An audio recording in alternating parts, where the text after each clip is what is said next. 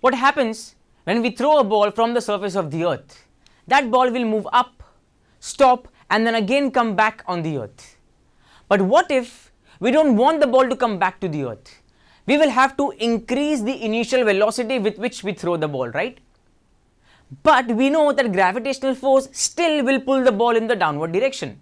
That means we will have to throw it to a distance where the gravitational force does not act.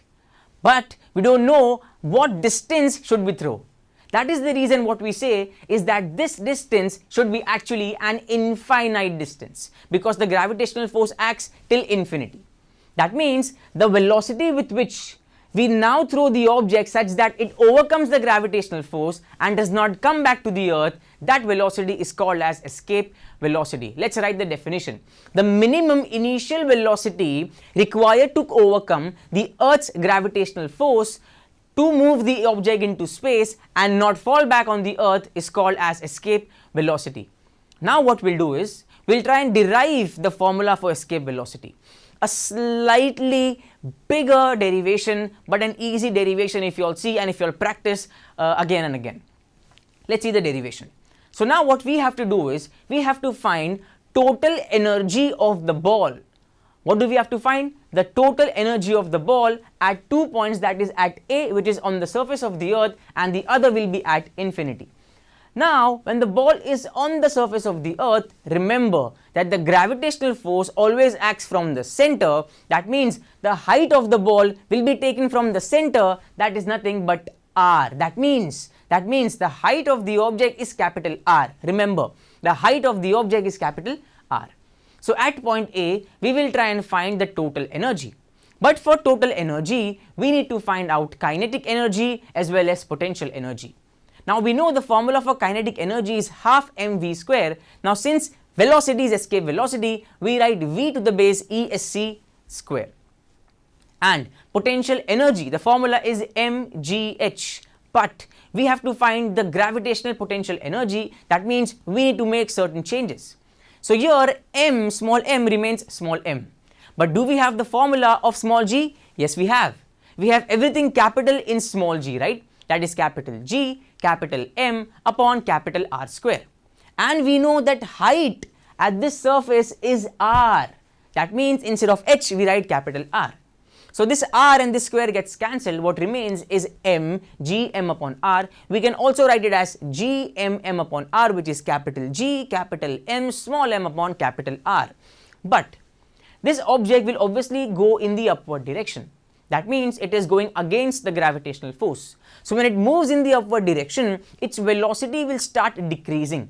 And whenever velocity decreases, such type of acceleration is called as negative acceleration. That is the reason we put a minus sign. So the formula we obtain for potential energy is minus gmm upon r. That is capital G, capital M, small m upon capital R. So to find total energy, we will have to add them. That is kinetic energy plus potential energy. So what is kinetic energy is half mv to the base esc square and plus potential energy. But we know that there is minus sign over here. So plus into minus becomes minus. So we get minus gmm upon r. So this is E1. E1 means total energy at point A. You all can take TE1 or whatever is comfortable. So we have E1, that is energy or total energy at point A. Now we know that when we throw the ball in the upward direction, it will go at infinity and stop. That means now we have to find total energy at point B. So for total energy at point B, first of all we find kinetic energy, then potential energy, and then add them. So kinetic energy is half mv square.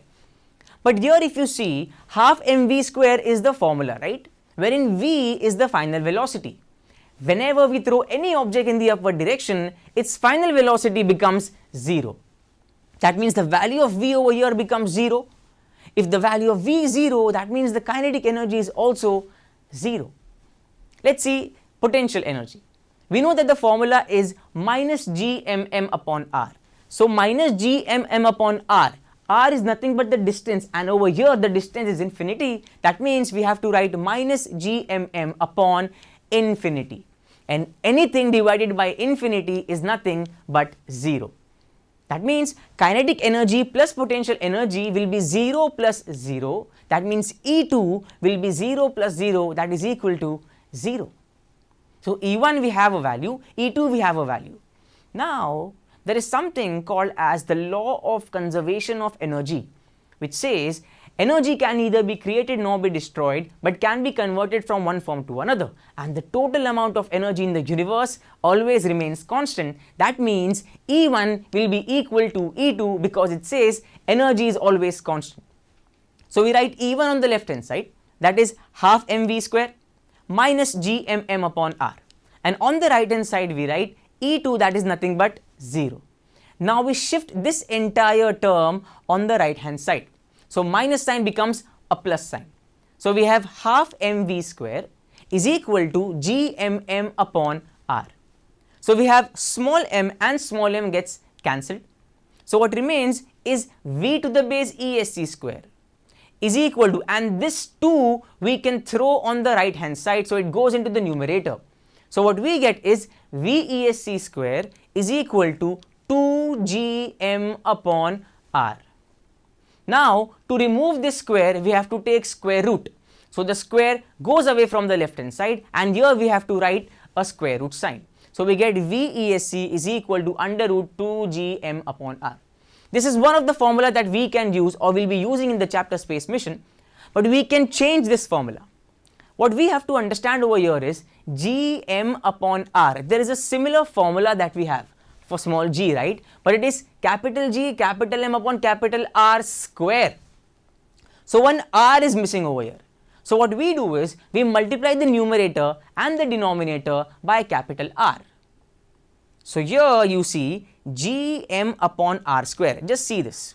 So here gm upon r square is nothing but small g, right? So how do we change this formula? Under root remains as it is, 2 remains as it is, gm upon r square becomes small g, and r remains r. So this is the formula that we obtain, that is escape velocity is equal to under root of 2gr, and the reason that we write is small g is equal to capital G capital M upon capital R square. So this was the concept of escape velocity, and this is the formula of escape velocity, which is equal to under root 2gr.